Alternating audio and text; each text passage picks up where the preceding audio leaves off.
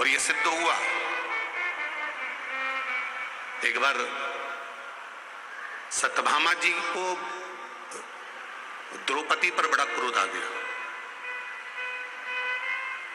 सत्यभामा जी को द्रौपदी पर बड़ा क्रोध आया और सत्यभामा जी ने रुक्मणी जी से कहा, जी एक बात बता कि ये द्रौपदी कैसी है? जरा सी देर में भगवान को बुला लेती है, जरा सी देर में भगवान को आवाज लगा देती है, जरा सी देर में भगवान को पुकार लेती है और भगवान दौड़कर द्रौपदी के यहां चले जाते हैं। हमारा द्वारका का नाथ हमारे द्वारका में कम रहता है, द्रौपदी के पास ज्यादा रहता है।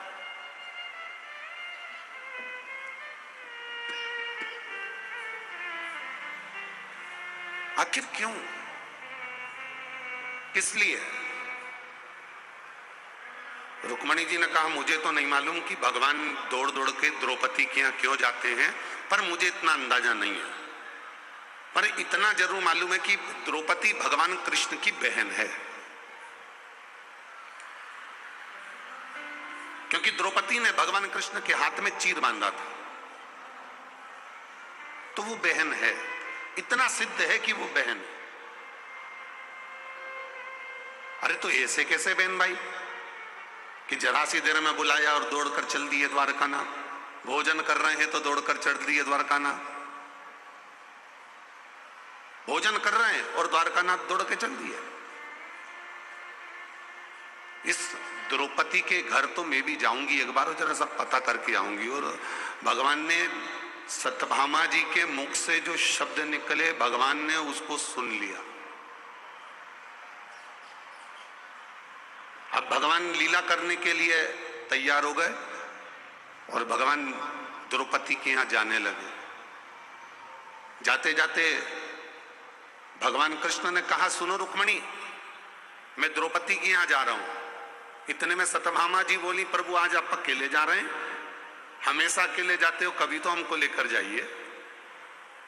भगवान ने कहा, ठीक है चलो। अब तो सत्यभामा तुरंत तैयार हुई ननंद के घर जाने के लिए, और तुरंत तैयार होकर सत्यभामा जी रुक्मणी जी के साथ द्रौपदी के घर पहुंच गई। अब द्वारिकाधीश द्रौपदी को देखे तो द्रौपदी बाल सुलझा रही थी। भाई तुरंत अपनी बहन के पास पहुंच गया, दीदी क्या कर रही हो? द्रौपदी क्या कर रही हो? द्रौपदी कह रही है, मैं अपने केस संवार रही हूं, अपने केस सुलझा रही हूं। अरे तो तुझे सुलझाने की क्या जरूरत है? तेरी दो भाभी आई हैं, तेरी चोटी वो बना देंगी। अब ननंद तो और फूल गई और सबसे ज्यादा खुश हो गई तो सत्यभामा जी हो गई। सत्यभामा जी ने कहा, आज मुझे चोटी बनाने का मौका दे हो, मैं इसकी चोटी बनाती हूं। अब भगवान को ये थोड़ी ना मालूम था कि ये तो बदला लेने आई। अब जो द्रौपदी बैठी, सत्यभामा जी ने हाथ में थोड़ा सा तेल अधिक लिया और लेकर जो द्रौपदी के सिर में लगाना प्रारंभ करा, और सिर में लगाते लगाते सत्यभामा जी ने एक बाल तोड़ा। जैसे ही एक कृष तोड़ा, तोड़ते से ही जहां बाल तोड़ा, तोड़ते से ही उसमें से आवाज आई, हे कृष्ण।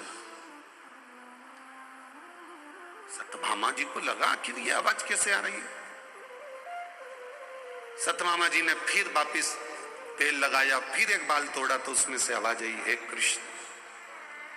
सत्यभामा जी समझ नहीं पाई, रुक्मणी जी के पास जाकर बोली, अरे रुक्मणी जी समझ में नहीं आता, मैं द्रौपदी का एक बाल तोड़ती हूँ, मैं द्रौपदी का एक केस तोड़ती हूँ, उसमें से हे कृष्ण आवाज आती है, ये समझ में नहीं आता, आखिर ये आवाज क्यों आ रही है? रुक्मणी जी नहीं बता पाई। भगवान कृष्ण सामने प्रकट हो गए और भगवान कृष्ण ने कहा, सत्यभामा तुम्हारे मन में संशय है कि कृष्ण दौड़कर द्रौपदी के पास क्यों जाता है, उसका एक कारण है, पूरी पृथ्वी पर कोई ऐसा व्यक्ति नहीं जन्मा जिसने एक दिन में 3.5 करोड़ बार मेरा नाम लिया हो, वो केवल एक द्रौपदी है। वो केवल एक द्रौपदी जो 3.5 करोड़ बार मेरा नाम लेती है, एक दिन में 3.5 करोड़ बार नाम लेती है। इसलिए उसकी रोमावली में एक एक रोम रोम में कृष्ण समाया है और जिसके रोम रोम में कृष्ण समाया है उसी के पास दौड़कर कृष्ण हर पलाया है। ये निश्चितता है, उसी के पास दौड़कर आया।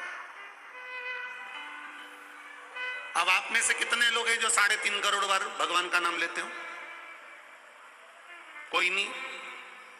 कोई संत से पूछा जाए कि आप लेते हो, कोई साधु से पूछा जाए कि आप लेते हो, कोई गुरु से पूछा जाए आप लेते हो? 3.5 करोड़ बार भगवान का नाम एक दिन में कोई नहीं ले पाता।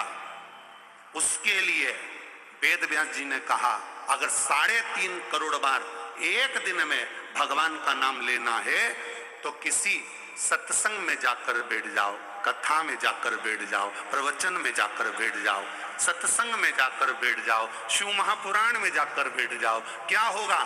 शिव महापुराण में जाकर जब बैठोगे, अकेले घर पर बैठकर भगवान का भजन करोगे, राम राम शिव शिव श्री शिवाय नमस्तुभ्यम, घर पे बैठकर जपोगे तो कितनी बार जपोगे? मुख से बोलोगे तो एक बार बोलोगे श्री शिवाय नमस्तुभ्यम, श्री शिवाय नमस्तुभ्यम, श्री शिवाय नमस्तुभ्यम, श्री शिवाय नमस्तुभ्यम। अब तुमने एक बार जपा, 2 बार जपा, 3 बार जपा, 4 बार जपा, 5 बार जपा, और अगर मान लो तुम कथा में जाकर बैठ गए, शिव महापुराण में जाकर बैठ गए, और शिव महापुराण में ये लाखों लाखों भक्त कथा सुनने आए हैं, और जब आप उनके साथ बैठकर श्री शिवाय नमस्तुभ्यम बोलोगे तो 5 लाख लोग अगर शिव महापुराण कथा सुनने आए हैं, उनके मुख से अगर एक बार श्री शिवाय नमस्तुभ्यम निकला तो 5 लाख बार बोलने का फल तुझे अपने आप प्राप्त हो जाएगा।